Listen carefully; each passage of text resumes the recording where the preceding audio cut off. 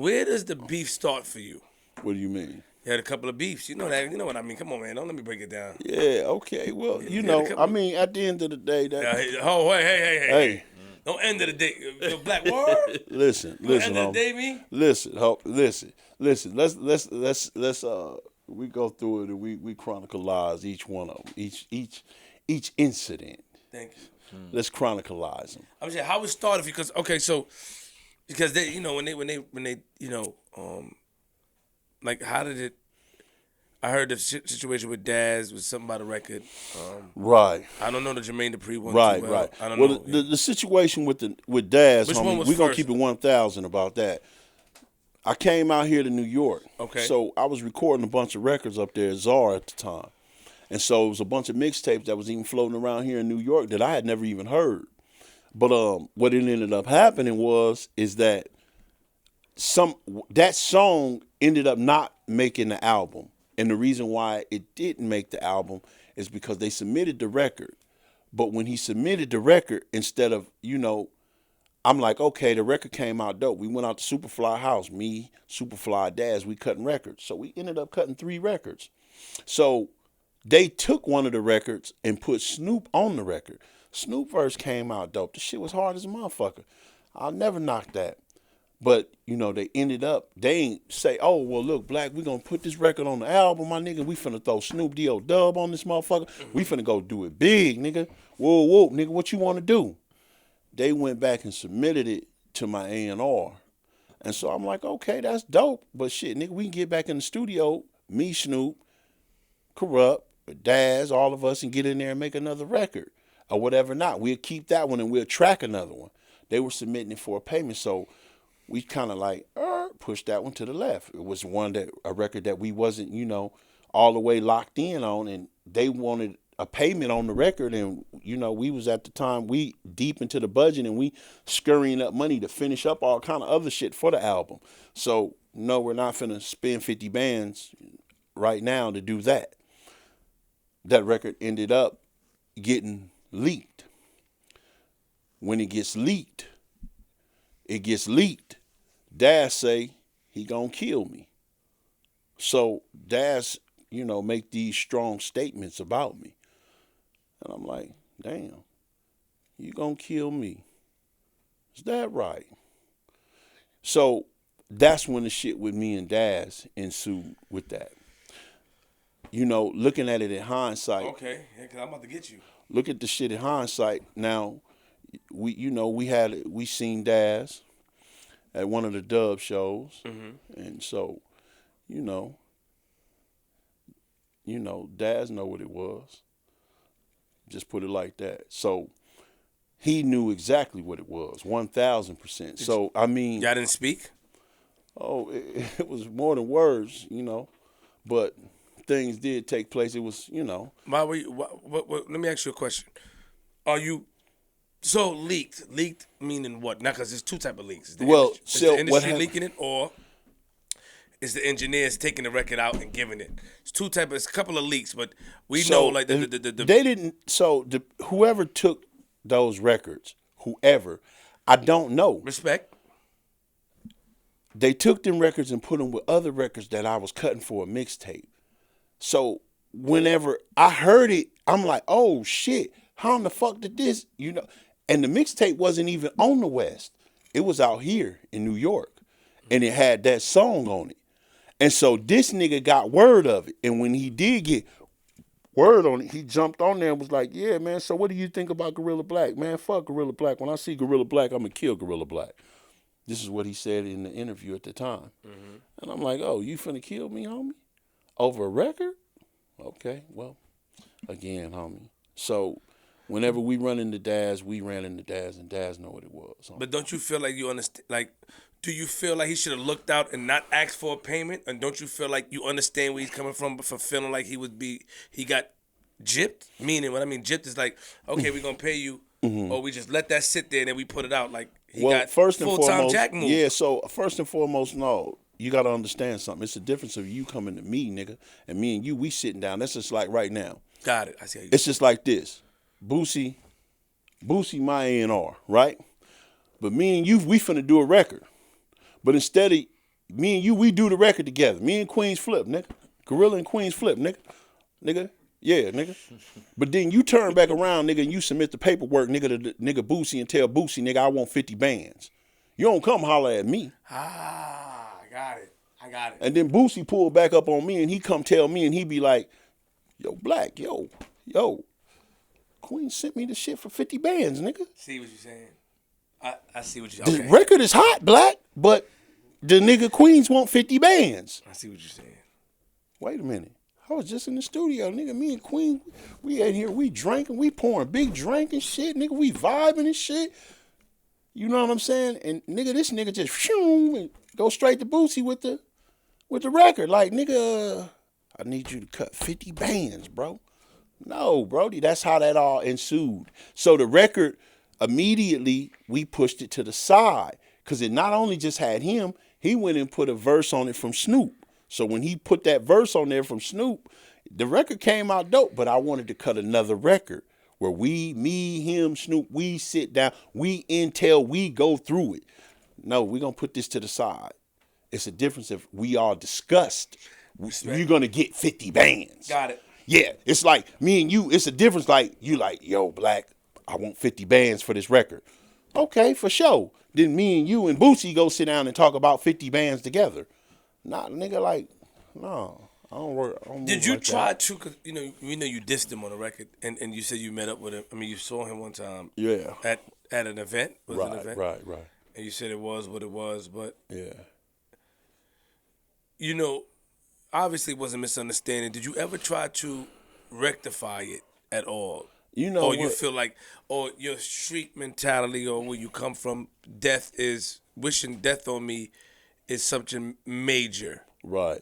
I mean, in hindsight, man, I took it a little bit overboard in looking at it.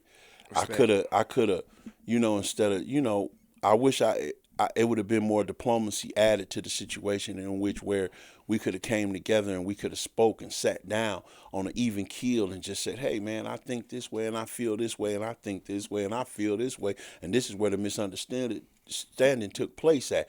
But that didn't happen. And, you look back at it 17, 18, 19 years later, like, God damn, my nigga, like, you the nigga who I was riding around selling dope listening to Daz and Corrupt. You niggas is West Coast legends, my nigga. So I looked up to you guys. I looked up to DJ Quick and MC. You niggas was the role models for me as coming into the industry on that level. Mm-hmm. So it would have been nothing for you to pull a little homie to the side and say, hey, Guerilla, this is what we finna do, my nigga. We finna do this with Snoop, nigga. We finna put your shit all the way on, nigga, live. And, nigga, I could have respect that. Like, nigga, this is Daz, nigga, lacing a nigga boots up. This the big homie. But when you do shit like that, like, hold on, homie. Like, wait a minute, homie. Like, as if I'm some little old weenie pop or a buster. Like, stop it. Like, knock it all the way the fuck off. Like, okay.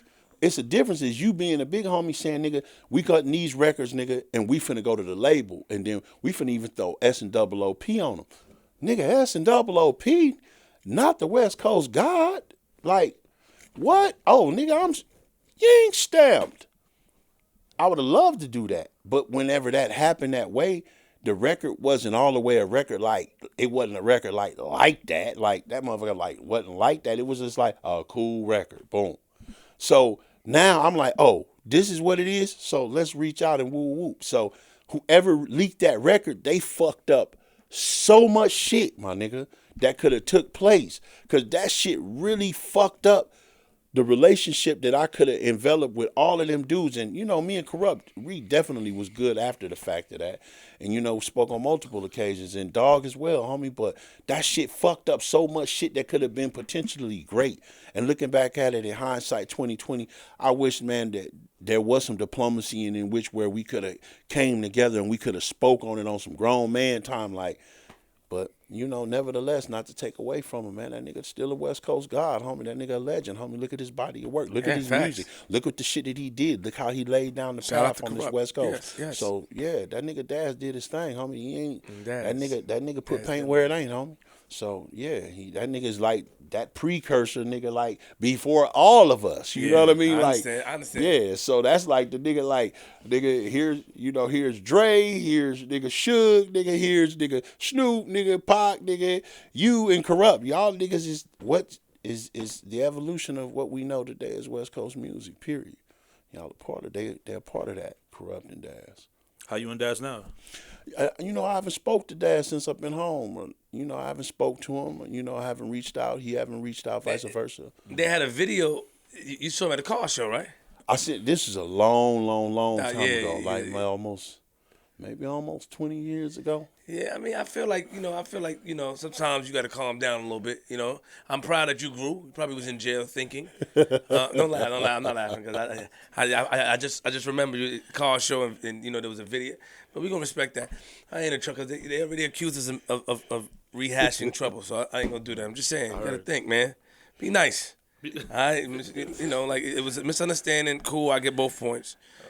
I told you, I became a lot more rational. I'm able to think about what I'm thinking about. What my counselor told me in my cognitive distortion, therapy, she said, think about what you're thinking about. Don't just think, then have a feeling, and then just swing or get down. Or so now I'm able to think about what I'm thinking about, understand that I control how I feel about things. So instead of me letting my emotions control me, I can think for myself instead of boom, 0 to 60. So, yeah. So the next beef. Yeah. The next beef. Jermaine Dupri. Well, with Jermaine, that's a real touchy thing. And due to the fact that at that time when I was over at Virgin, it was a bloodbath. And it was a bloodbath that ensued. And it was a lot of good people there, man, at Virgin, man, that really believed in me. My man Lionel Rittenauer and, Pete Farmer and all of them people that really told and labored to help put that album together and so forth. So everything, back in them days, that was called a bloodbath. When a new exec would come in, he would take over everything. He would bring all of his people in. He would fire all of these people. We're going to clear house. Jermaine came in, man, and just let his nuts hang, And so when he came in at the time, he and I, immediately I'm turning in records. And so I'm turning in records to Jimmy for my second album at the time. And so, at the time, I had already had a relationship with Lil Easy son and shit. Mm-hmm. And so, I'm turning in records and shit. And I'm like, Jimmy, what's going on? He was like, yo, Black, I don't know what the fuck going on. When I called Jimmy was out here. He was like, I don't know what the fuck is going on. He was like, then one day Jimmy told me, he was like, look, nigga, them niggas is finna be out in L.A. And I'm finna come out there or whatever. So Jimmy came out there. And so we sitting down in the thing. And Jermaine, he trying to tell me how the fuck to be a West Coast artist. Where the fuck they do that at? Like, nigga. Well, hold on. Isn't he's a producer? You I wouldn't give two fucks what you is. See, that's ego. No, it ain't. No, it ain't. No, you can't. You can't tell me how to be nothing on the West Coast if you ain't lived on the West Coast. You ain't never raised a pit bull. You ain't never flew a pigeon. You ain't never rode in a low ride. You ain't never gang bang. You ain't never sold no dope on none of these corners. You don't know nothing about no West Coast lifestyle and living and culture. Period. Point blank. What about the people that he worked with before you? It don't matter. You work with them. You ain't lived there. You just produced a record. You can't tell me what a West Coast artist. Your voice is deep and it's projecting. I feel aggressiveness coming from you. Let's calm me down. I like that. You're right. I like that. So, but you don't think that now remember who he is and people he worked with before you. Okay. Legend, worked with. So you wouldn't think that he would have a sense of like, hey, yo, Black, don't do it like this. Do it like this. No. You don't think so? This is what. Listen. Snoop, Lil Bow Wow. You work with Snoop. You work with Bow Wow. Bow Wow ain't from my coast. The Brat ain't from my coast. And you got to understand something. You modeled the Brat and all of the rest of them after Snoop, S&OOP. So pretty much you're modeling them off of an artist that already was a breakout artist. So this was already embedded in and ingrained. It wasn't like Snoop went to go work with Jermaine. Snoop was already S&OOP before he met Jermaine. And everything that he projected in those that musical, that lifestyle, that culture was already embedded and ingrained before Jermaine Dupri was even Jermaine Dupri. So what I'm saying is this: you can't come and tell another. You can't come. It's a difference if you're doing it in not a judgmental way or a critical way, but in suggestive feedback. I'm going to give you some feedback. He came in a judgmental, critical way at me. And so when he did this inflamed me. And I spoke my mind right then and there. Like I said, I was like, you can't tell me what a West Coast artist. Let's do it. I'm closing my eyes. Tell me what happened. You came in? So we came in, we had a little meeting or whatever not, and we sitting down. And so he was like, yeah, whoop-de-whoop and whoop-de-whoop and whoop. I was like, what hood you from, homie? Where you from? Where street block you ever lived on, and where you? A lot of the shit that you know about, you've heard about it through a record, but you ain't never embodied it. That's like me coming out here telling, that's like me telling Nas, nigga, you're not, nigga, an East Coast nigga. Nigga, or telling a nigga that's from here, who's lived here, who's really been here through the trenches, through the grain, that understands everything about this whole East Coast shit and been on it their whole entire life and been doing it, that you don't embody that. That's absurd. Period. So again, this is how I'm trying to give you an example of what it was. And so from that moment out, like I told Jimmy, look, man, activate my clause. Our interests are no longer aligned. I want out of the record deal. Let me go. I'll let you do what you're going to do. You find an artist that you feel that embodies that. At this point, we've sold already so many records. We move well over 300,000 records. So, success don't follow, success don't follow money. Money follows success. What had happened and what took place at that time, you can't knock it. Nevertheless, I give you your chops. You've been a hell of a producer. You've created some of the greatest artists that came up out of ATL. And your production is definitely something that's going to live on throughout the vastness of our culture, period, point blank. And I respect that. But respect this as well. Respect where we at. Respect what this is. So you may have produced records, but bringing an artist from here is a whole different genre and gamma. So that's why it's real, until Nip, you got to understand something. Prior to Nip, I was the only artist pretty much for a long time that came off the West Coast that didn't come under Dr. Dre, that didn't come from under Snoop, that didn't come from any of those lineages. I was the only artist that stood alone and broke out on my own. And I did it totally unique in its own way.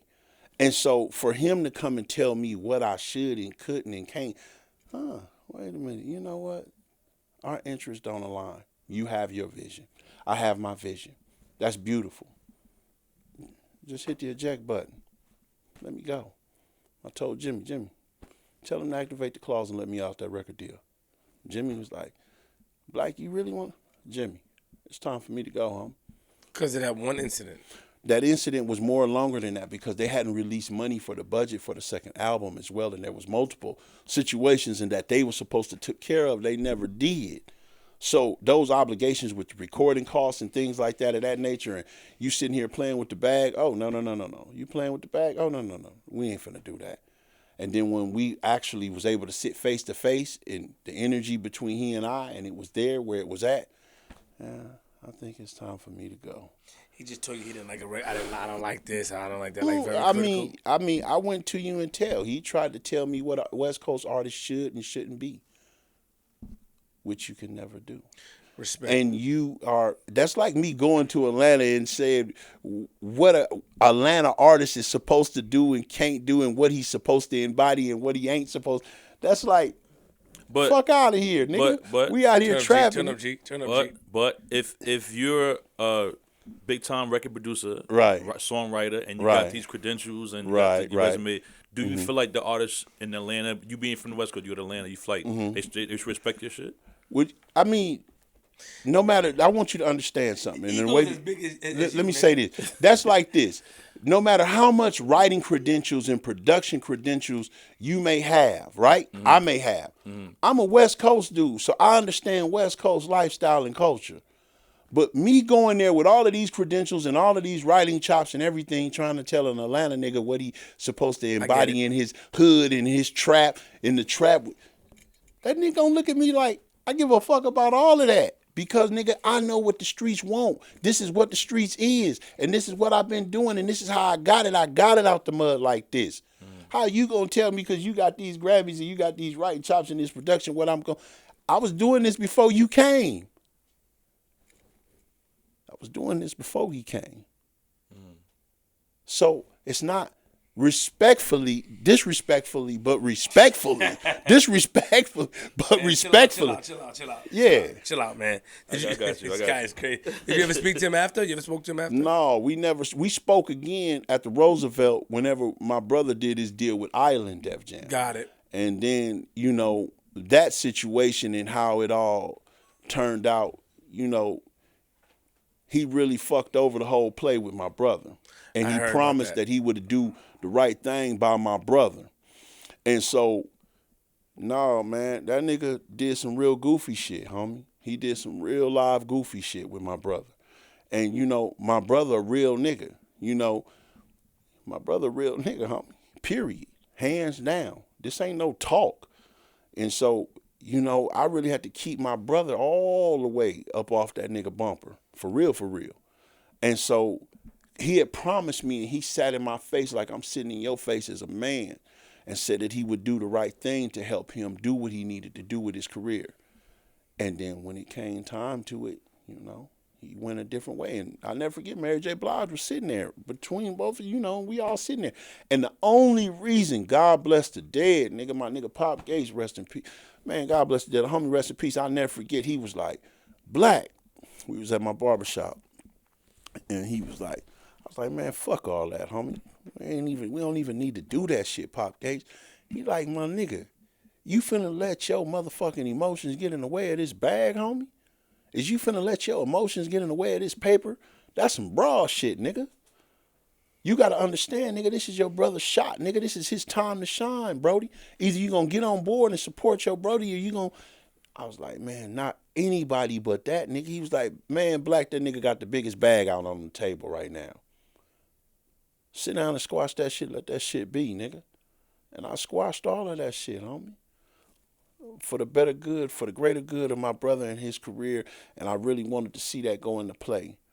And all of us who came together, Felly Fell and Johnny Shapiro, and all of us who put all of that time and energy in my brother's project for, it to end the way that it did over there with Island Def Jam with Jermaine. And so, L.A. Reid knew what was, the right thing to do, and he ended up letting my brother up out of that situation. And he looked out on us and took care of it. The game. Now, that situation and that beef, man, I never forget when I first met him, man. It was a beautiful time, man, on the West, too. And I never forget, man, Pete, he was like, nigga, I need you to hear this nigga. This nigga right here is hard as fuck. This is Pete Farmer, my A&R. And I was like, man, this nigga is hard as fuck.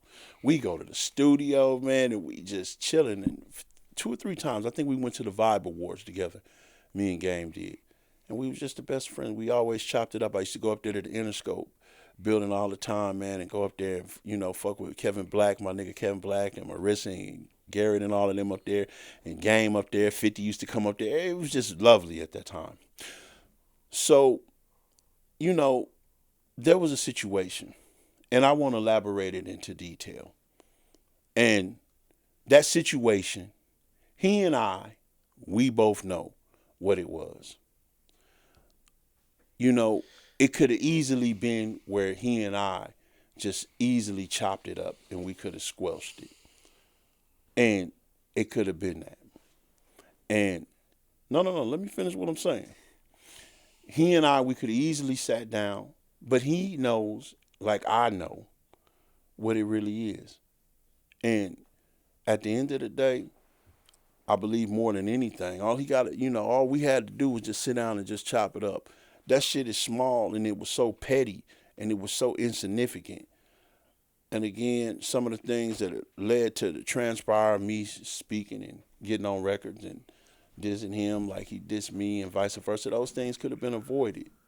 They could have been avoided. 17 years in hindsight and looking back, that shit was petty as fuck, homie. So you don't want to get into details because what, it makes you look bad? No. Just he and I, we the only ones who know.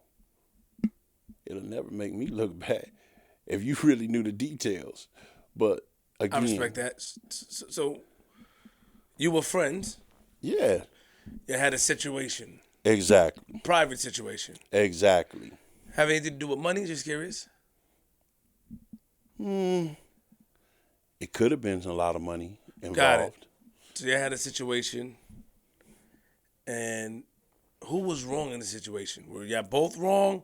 Were you wrong? Well, you say we both was wrong, Flip, retrospect. We both was wrong. Cool. We both was wrong. So when he was saying you wasn't from Compton and all that stuff, and all those words, right? What was that about? How did you feel about that? Shit.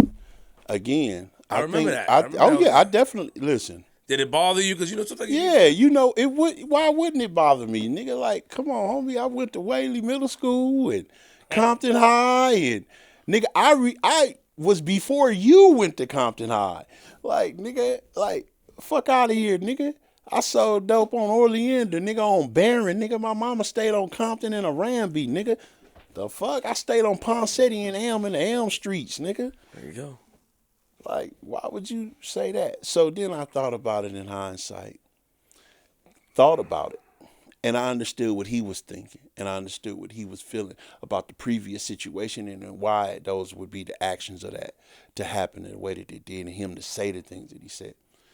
When you say previous, you talking about with G Unit, with 50? Nah, I ain't got shit to do with it. That he and I know the situation again. Oh, that's him and G Unit and all of that shit. That was after or before? That was way before that. That was before he even went to G Unit. So yeah, this is before he went to G Unit. Yeah, exactly. The situation with you and him before he went to G Unit. Yeah, before he went. It's some street shit. You think? No, it ain't no street shit. It's some record industry shit. But we'll leave it there. Somebody hating on somebody. Oh yeah. Somebody messed up somebody's deal. Yeah, I know. No, he had a deal. No, hey, the nigga had a deal. He had a deal. I had a deal. We both had deals.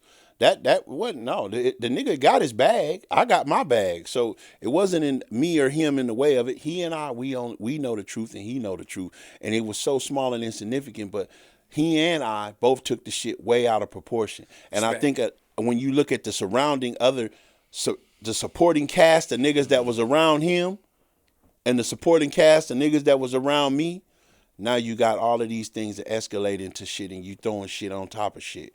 But at the end of the day, no, man. Wait, hold on. Because when he was dissing, what you mean when he was dissing? He was part of G Unit in 03, 04. You got to remember, I knew the nigga before he signed the G Unit. That's what I'm saying, but he started dissing. He was rapping, Listen. You got to understand the situation that entailed him to say what he said happened before he went to G Unit. Yeah, don't talk to me like that. Don't talk to me like that. Don't talk to me in that type of tone. Break shit down.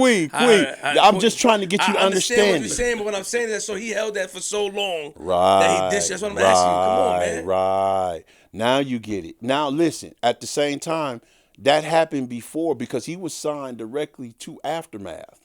I heard about And so the whole situation had ensued over there at Aftermath, and then they bundled his situation up and put him on the shelf with G Unit. G Unit. Oh, okay. But that situation was before he went to G Unit. So when he got to G Unit, he putting together the album, putting that together. And then I hear the nigga say, "Wow, for real? Okay." That you was part. Bothered? You was bothered, right? Yeah. Why wouldn't I be bothered? Yeah. Have you ever spoke to him since? No, I haven't spoke to him in a long time. Have you ever seen him since? No, I ain't seen him outside of, here and there. I see him on IG here and there, but I haven't spoke to him. Back then, man, we used to speak quite a bit, man. We'd actually go out a lot, go to different little shits. I'd meet up with him. We'd go to different studios. Yeah, man, but I think that situation that took place, man, it really, it just changed the whole atmosphere of the relationship, homie. You hold things very. Do you look at things from a different perspective? You hold things very, very. You hold grudges, don't you? You know what? No, not really. I don't think that I hold a grudge. I think that more than anything, man, there's a pathway, man, to peace. There's a pathway to us sitting down and talking. You can never knock what the nigga did for the coast, man, and the music that he created and the shit that he did at that time, man. And so that nigga will be in the archives of one of the greatest artists that came out of the West Coast. That's a fact. I don't give a fuck what me and his issue was. After that, the nigga went on and surpassed so many artists that came before him and sold millions and millions of records. See, homie, all of the petty shit, that shit is small. That shit is just water under the motherfucking bridge when a nigga just bubble. And the homie bubbled up. He went and did his thing. And he blew. So you can never, knock that in for what it is and what he was able to accomplish in this period and in this time that a lot of other artists had never, ever accomplished. And still even to this day from the West Coast. So, it's been a long time since Pac, a nigga just jump out and sell 5-6 million units. So, yeah, that's a big feat for a West Coast artist. Definitely that man did that. And, I look back in hindsight, man, I sat in the penitentiary, man, for almost 9 years, Queen. And I looked at all of the things, man, that just, pissed me off on so many different... Queens. Yeah. Queens is a girl. Queens is a secret. Can we flip? Good job, G. Good job. Yeah, see? You Flip. All right, Flip. All right, Flip. So don't try to speed the whole thing. See, this how they end it. No. Hold on. Well, hold on, homie. Your name is Queen's Flip, homie. No. Right? I'm not talking about that. You got that right now. Okay. You said Queen earlier, but we don't get past that. What I'm saying is that you said if you go into the statement of the penitentiary, that means you sort of skip of how you got in there, and you're gonna. No, I'm not skipping it. I'm just saying. No. I'm not giving it an ending. No. I'm just saying, as reflecting back to the previous things that I just said, I sat down over a period of time. All of these things that you just brought about, I had time to sit down and think about beef with Jermaine, beef with Daz, beef with the game. And I sat down and I thought about it, man. And, you sit around and you see, dudes coming in there with 360 months. You see dudes coming in there with 240 months. Wow. You see dudes, homie, getting 500 months, 400 months. And then it gave me the chance to sit back and think about how blessed God has been, has blessed me to be able to do it on that level, to be around those people who've made so much history throughout the music industry. Homie, so much history. Homie, that beef shit is so small and incontestant compared to all of the things that God has blessed me with. So I'm always willing to sit down and talk with all of those individuals, and there can't be one person right, one person wrong. Look back with the situation, and maybe I could have protected that record a lot better. Maybe I could have did that. I didn't understand all of the different things. I was a new cat coming into the industry. I could take some of the blame of that myself, even with that situation. Maybe I could have been a little bit more open-minded to Jermaine Dupri and his suggestions at the time. Maybe. Maybe me and Gang, we could have seen things in a different little light of time. We could have sat down.